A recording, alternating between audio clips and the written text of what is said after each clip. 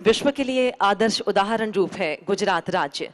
गुजरात की इस प्रगति के लिए हर एक मकाम को विजयी बनाने के लिए अपनी संवेदनशीलता से सदैव कर्तव्यनिष्ठ हैं माननीय मुख्यमंत्री श्री विजय रूपाणी जी।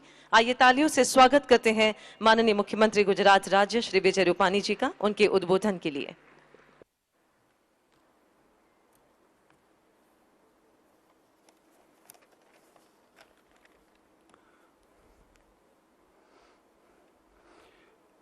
एक भारत श्रेष्ठ भारत के स्वप्नद्रष्टा और कोरोना जैसी वैश्विक महामारी के उनको मात करने के लिए पूरे देश में जिन्होंने नेतृत्व किया और 125 करोड़ भारतवासियों के हृदय में नेतृत्व कर रहे हमारे गुजरात के सपूत देश के प्रधानमंत्री आदरणीय नरेंद्र भाई मोदी जी, राज्य के उप मुख्यमंत्री माननीय नितिन भाई पटेल, प्रदेश भाजपा के अध्यक्ष सांसद माननीय CR पाटिल, मंत्री श्री सौरभ भाई पटेल, मंत्री श्री जवाहर भाई चावड़ा, मंत्री श्री प्रदीप सिंह जाडेजा,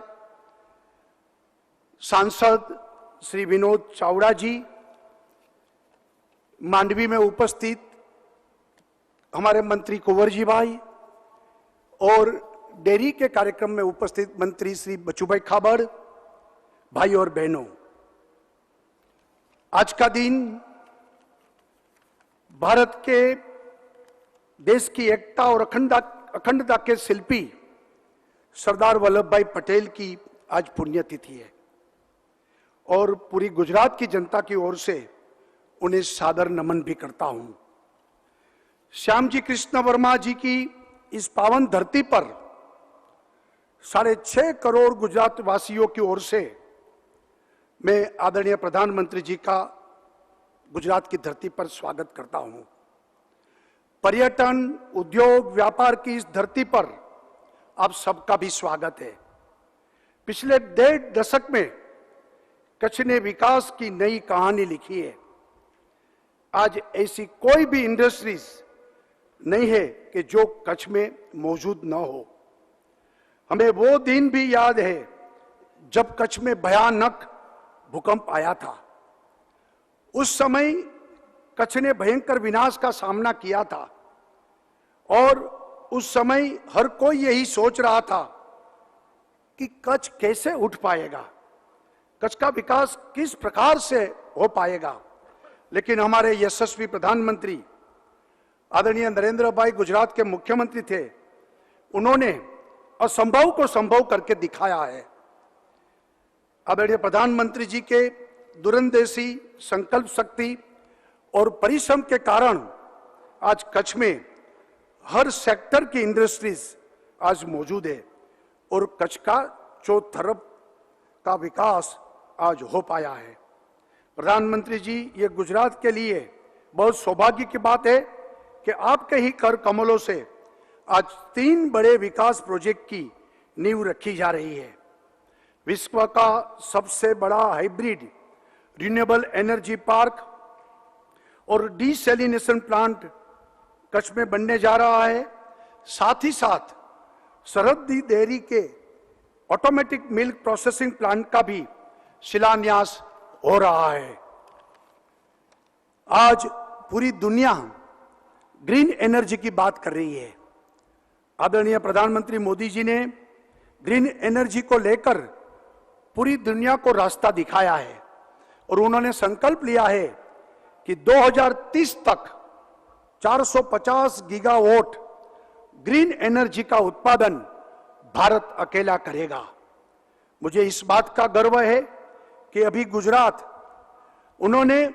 ने 11,000 मेगावाट की उत्पादन क्षमता का ग्रीन एनर्जी को हासिल किया है और हमने लक्ष्य बनाया है कि 2022 तक 30,000 मेगावाट ग्रीन एनर्जी का उत्पादन गुजरात अकेला करेगा और इसमें विंड और सोलर एनर्जी दोनों का समावेश है।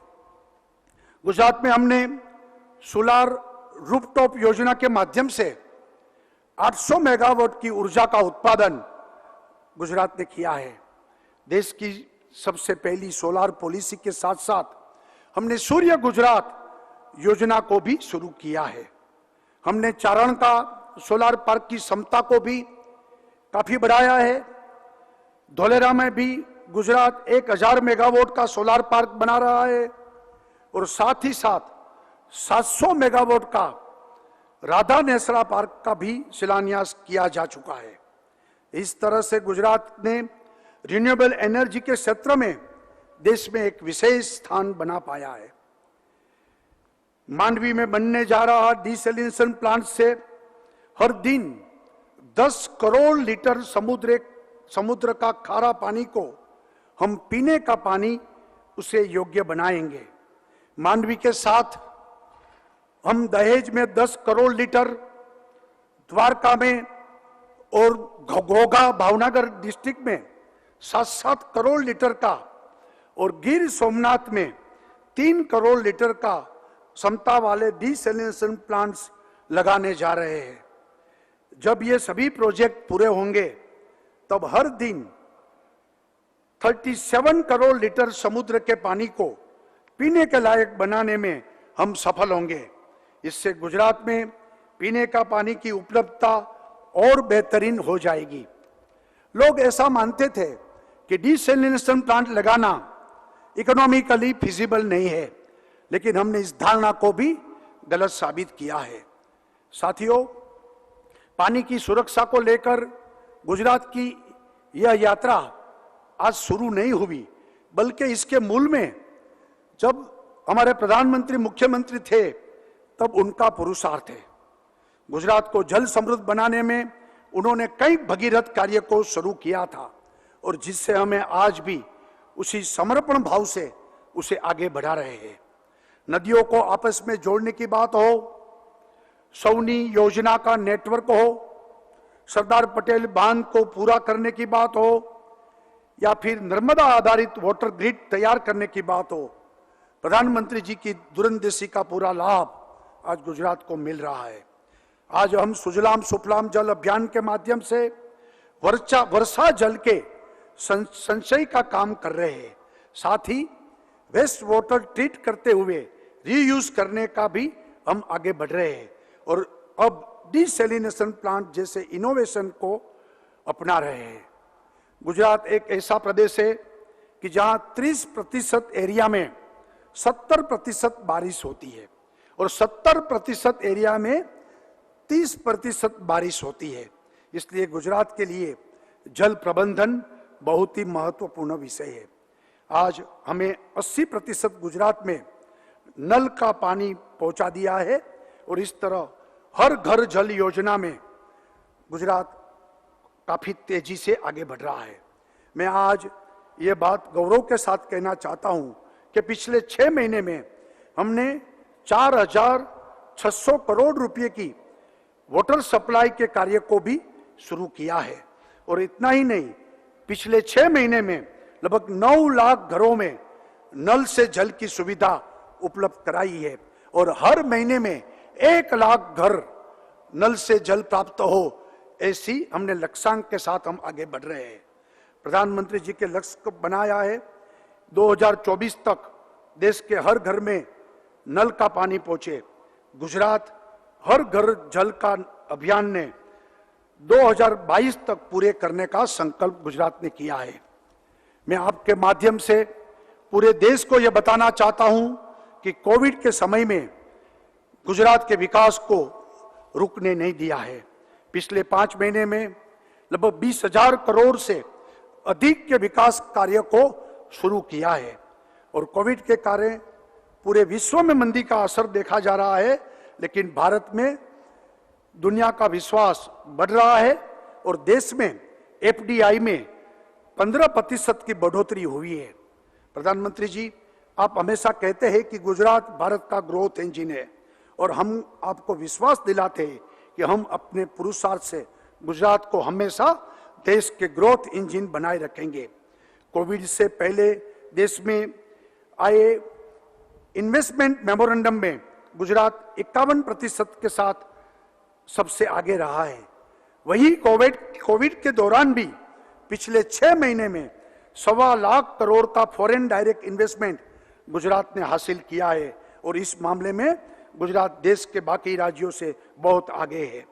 गुजरात का सामाजिक आर्थिक विकास करना ही मेरी और मेरी पूरी टीम का लक्ष्य है। गुजरात सरकार और सभी हमारे गुजरात वासियों इस तरह के काम कर रहे हैं कि न्यू इंडिया के आपके सपने को, आत्मनिर्भर भारत के आपके सपने को पूरा करने के लिए रात दिन हम मेहनत कर रहे हैं। मुझे पूरा विश्वास है हम इसी तरह साथ मिलकर आपके विकास के सपनों को जरूर पूरा करेंगे। जय जय गरवी गुजरात, भारत माता की जय। बहुत बहुत धन्यवाद माननीय मुख्यमंत्री जी आपके महत्वाकांक्षी उद्बोधन के लिए। और अब आज के समारोह के मुख्य उद्देश्य की ओर आगे बढ़ते हैं। पृथ्वी पर जिंदगी के अस्तित्व का पर्याय है पानी।